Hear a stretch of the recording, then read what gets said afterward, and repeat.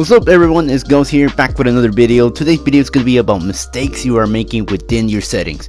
Now some of these may sound obvious, but they have a bigger impact than they show. So I'll be showing you what settings you need to watch out for, and I'll explain in each why you should. As always, I hope you enjoy, leave a like if you did, and subscribe if you're new to the channel for new videos coming out soon. As always, I hope you enjoy, and now on to the video. So first off, what most players make mistakes on is having a high or low FOB. Now in my settings and sensitivity video, I mentioned that your FOB should be between the ranges of as low as 90 and as high as 110. Now that was a while back. Now what I will recommend is having your FOB between 90 to 100. Now why shouldn't you have it so high up or so low, you may ask? The standard FOB is 80, and while you can definitely play at that FOB regularly, you won't be able to see enemies out of your peripheral vision as someone with a higher FOB, which can be a disadvantage. And now why shouldn't you have it so high up then? Let's say it's max at 120. Now you may be able to see players coming from most sides easily, but they'll look very thin or small.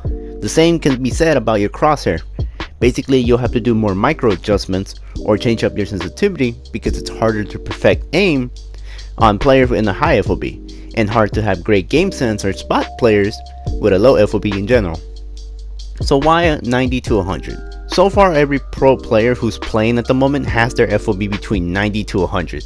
I think there's only like one player who's at a higher FOB, but it's only to 105, so it's not by much. But if even pros are sticking to this idea, then why shouldn't we? Next up, we have aim response curve type.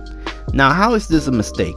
It's believing that it doesn't really matter or never fixing it to match with your sensitivity and playstyle.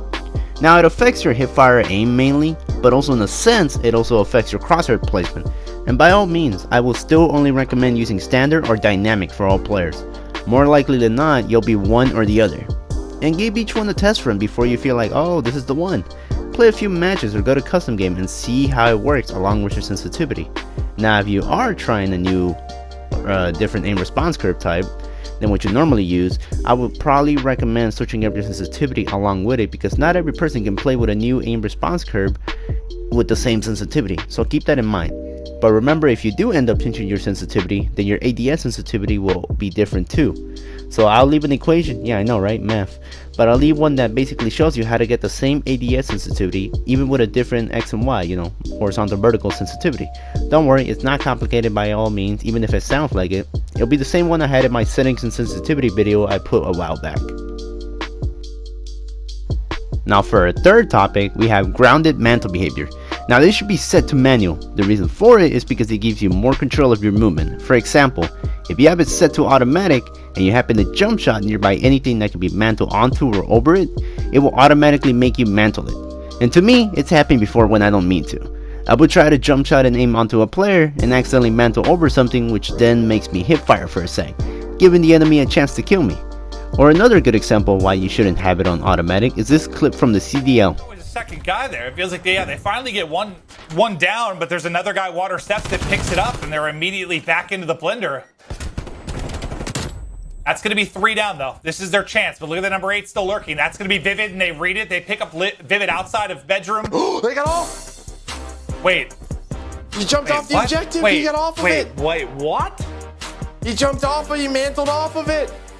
Wait, what? I was just ready to hype. They got the 3 down. They found the 4th. They're onto the objective. They're making the rallying call, and wait, he just hopped off of it? Now, by all means, if you're not someone who jump shots a lot, it probably doesn't affect you as much. But I will still recommend having it on manual, as the more control you have, the better you'll get and improve. Now, another thing is that once you have it set to manual, under it you'll be able to choose between on press or on second press. Have it to on press, the first option, because having it on second press is very inconvenient and inconsistent. So your thresholds. Now I'm talking both about your trigger thresholds and your joystick thresholds. By the way, if you're not sure what are thresholds, it's just dead zone but with a different name. Now what some players will do is set it to the lowest decimal possible and say that it's good even though it's very sensitive and may feel loose. or have it too high up where it's too stiff and sturdy to do much. So I've talked about it before, and my recommendation is to go to custom games and start from the lowest decimal and gently push the joystick to see if you have any stick drift. If you see any, then slowly raise up your joystick threshold by 0.01, the next notch, until you see no stick drift. Now trigger threshold or dead zones are fairly new. Now for players like me who don't use triggers to aim and shoot, I don't have it as slow since I don't want to accidentally press it barely and suddenly I'm throwing a grenade or using my stim shot. Now if you do use the triggers to aim and shoot, again, go to custom games and into a match once more. And now start from the lowest decimal and give your triggers a small one tap, where you're not really using much force when you do so. If your player starts aiming or shooting, raise it up by a notch and keep testing it until it stops registering that you're aiming or shooting with them. And make sure it'll only need a small amount of force to register either one. Not a lot of force, but just enough where if you were to tap them accidentally, you won't be firing randomly or aiming down sight at the wrong time, since it could mess you up overall. Now that's gonna be it for today's video.